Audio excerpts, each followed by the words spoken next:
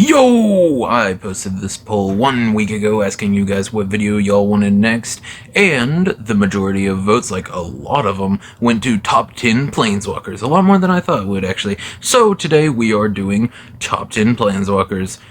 So yeah, thank you to anyone who voted, and if you want to be able to vote on any of the other polls, just go to the community tab basically right after this video is put out, or a day after, and you can vote for the next one. This has been a long enough intro, so let's get into top 10 planeswalkers with number 10. Number 10 is Angrath, Captain of Chaos. Now, for this, well, all of them, most of them, you have to keep in mind, these are all ones that I use in my deck. This is my own personal opinion. I know for a fact not very many people would put Captain of Chaos on their top 10, or anywhere in their list.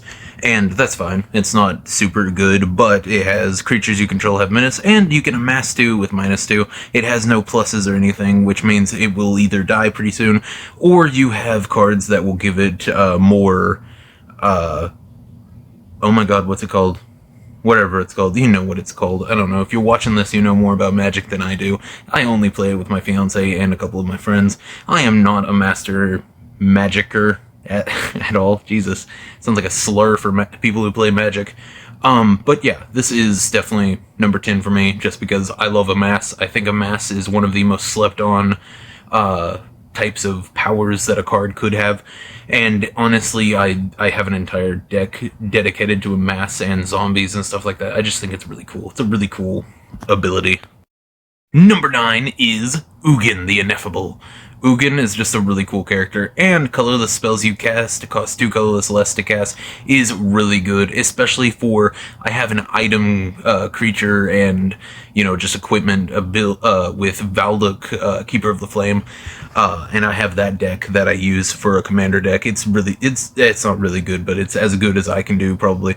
And then for the +1, exile the top card of your library face down and look at it. Create a 2/2 colorless spirit creature token. When that token leaves the battlefield, put the exiled card into your hand. And then for -3, destroy target permanent that's 1 or more colors. Yeah, this is just a pretty good planeswalker, to be honest. I mean, it's nothing too good, but it's definitely good enough for my number 9. And it's one that I use in that deck, like I said. So, you know, I just like this one. I think it's pretty good. Number 8 is Liliana, Death Wielder. This one is the one that I use in my zombie deck. It's got +2, put a -1/-1 counter on up to 1 target creature, -3, destroy target creature with a -1/-1 counter on it. That's obviously, they work together, and, you know, you can take out basically an entire army 1 by 1 with that. It's pretty good.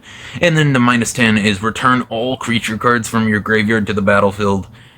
That is so good. If you have a sacrifice deck with all cards that do something whenever they die, and if they return, like, from the graveyard, they do something, then you're going to be able to just wipe out at least one opponent with that, if they all have, like, abilities to activate once they go onto the battlefield.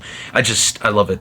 I think this is a really cool card, and I think it definitely fits the, that deck that I have definitely goes for more aesthetics than, I mean, being good, but yeah, I definitely think this one definitely fits my deck, and I feel like it probably fits a lot of black decks in general. Basically, it gives you everything you would want whenever you're playing a black deck.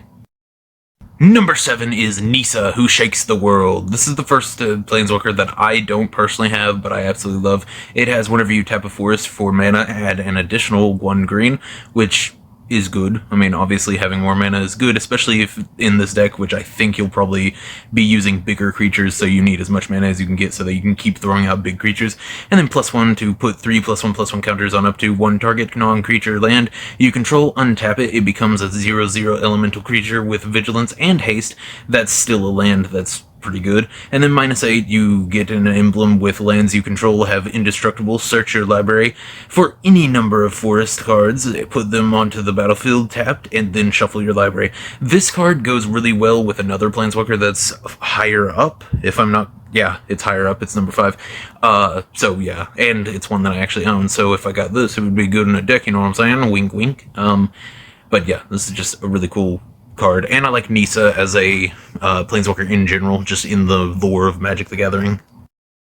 Number 6 is Obnixilis, the Adversary. If I was doing one not over, like, full-on cards, but over just planeswalkers, I think that, this, yeah, I think Omnixilis would be pretty high on it, just because I like Omnixilis and his story and everything.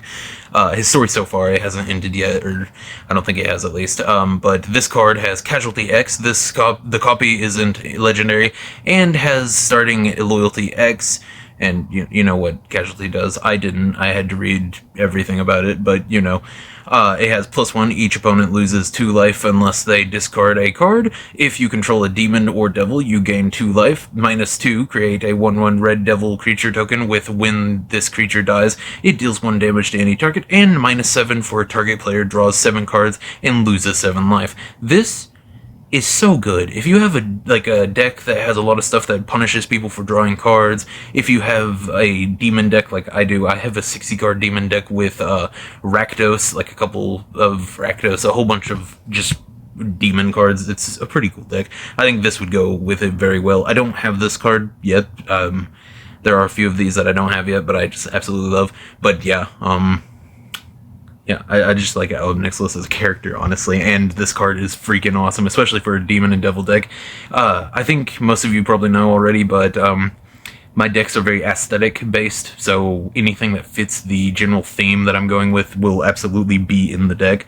But yeah, Omnixilis, the adversary, definitely deserves to be in this spot. In the number 5 spot, we have Koth of the Hammer. This is a Planeswalker that I own. This is in my Valduk deck, if I'm not mistaken. I think it is, at least. I might have taken it out because I was doing more of a weird just item creatures, artifact creatures and stuff like that. But I do love this Planeswalker anyways. This is the one that I said would go well with that other Nisa that I already talked about. But he has +1 untap target mountain. It becomes a 4/4 red elemental creature until end of turn. It's still a land. -2, add red to your mana pool for each mountain you control. That is an insane amount of red mana if you have only mountains. That's really good. And then -5, you get an emblem with mountains you control have tap. This land deals 1 damage to target creature or player.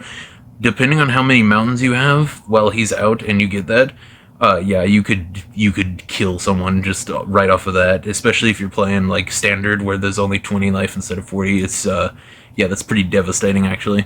Yeah, and Koth of the Hammer just looks sick. Just look at him. Very sexy, very mountain-like.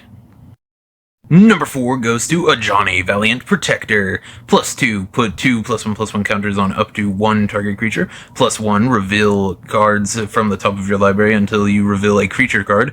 Put that card into your hand, and the rest on the bottom of your library in a random order. And then -11, put X +1/+1 counters on target creature, where X is your life total. That creature gains trample until end of turn. That last one could absolutely devastate an opponent if they're not careful about your life, and if you are actually paying attention to like using life gaining cards and everything, that would be just absolutely insane, especially with green and white. Green and white usually, even if you don't theme it around life gain, it usually does get you a lot of life. So yeah, you can just accidentally kill someone with that one. But yeah, I like Ajani in general. He would be probably up there in my top 10 just regular Planeswalkers, which now that I'm actually like talking about it, I think that might have been what you guys were expecting, because I don't think I put in the poll top 10 Planeswalker cards. I think I've just put top 10 Planeswalkers, so I will do a separate video for that after this, because yeah, I just didn't really think about that. But yeah, if you didn't want the card one, I'll do the separate one just for regular Planeswalkers, just in the lore and everything. But yeah, this Ajani was number 4, like I said. So we're getting into the top 3 now, so get ready, buckle your seatbelts. Number 3 spot goes to Jace the Mind Sculptor. Ugh, I said sculpture on accident. Sculptor. There we go. +2, look at the top card of your target player's library. You may put that card on the bottom of that player's library. 0, draw 3 cards, then put 2 cards from your hand on top of your library in any order. -1, return target creature to its owner's hand. And -12, exile all cards from the target player's library. Then that player shuffles his or her hand into his or her library.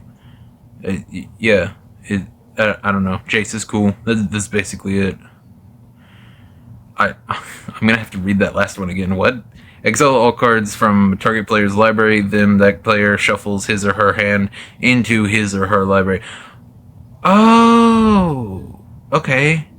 So you literally just have your hand as your library after that. That's Jesus Christ, that's insane. That's actually just bullying someone, especially if all their hand was lands or something. That'd be pretty funny, actually. Yeah, this is actually awesome. I see why I put it there now. I made this list a while ago.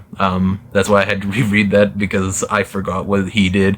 I'm not a huge Jace user. I don't really have a lot of just blue decks. I usually have black and blue or some different coloration with blue, but this right here is absolutely amazing. I might build a deck just around him, actually. This is actually really cool. I don't have him yet, though, but yeah, yeah, I see why I put him at number 3. We're all discovering what I put in this list together, I guess. On to number 2. Number 2 is Nissa, Ascended Animist. I'm fairly certain I just picked her because of the beautifully sexy art. Look at that. It's like a Cenobite had a baby with a dryad or a druid or something. That's so cool. Probably a dryad, not a druid. But yeah, it has completed, which, if you don't know what that means, it means green or life can be paid with the green or 2 life.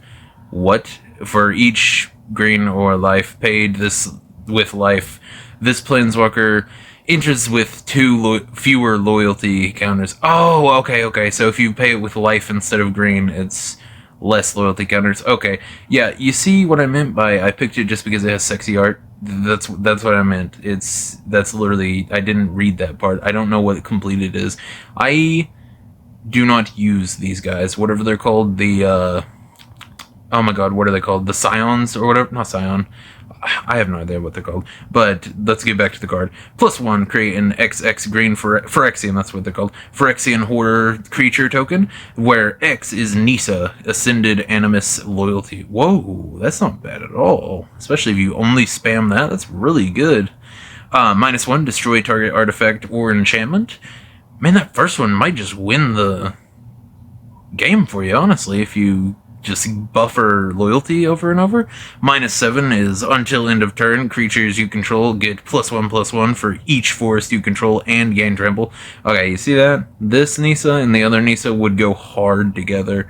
Yeah, this is good. Until end of turn, creatures you control get +1/+1 for each forest you control and gain trample. And you can make the forests creatures and lands if you use the other one. That would be really good. Good combo, actually. That's sick. I love this. This is so cool. Look at the art, too. God, whoever did this art deserves a hand of gratitude and cheer. I don't know, it's just sexy. I picked it because it's hot. The number 1 spot on this list goes to the one who won my top 10 commanders list, I'm fairly certain, because this is the commander I use, and this list is my list and no one else's, so yeah.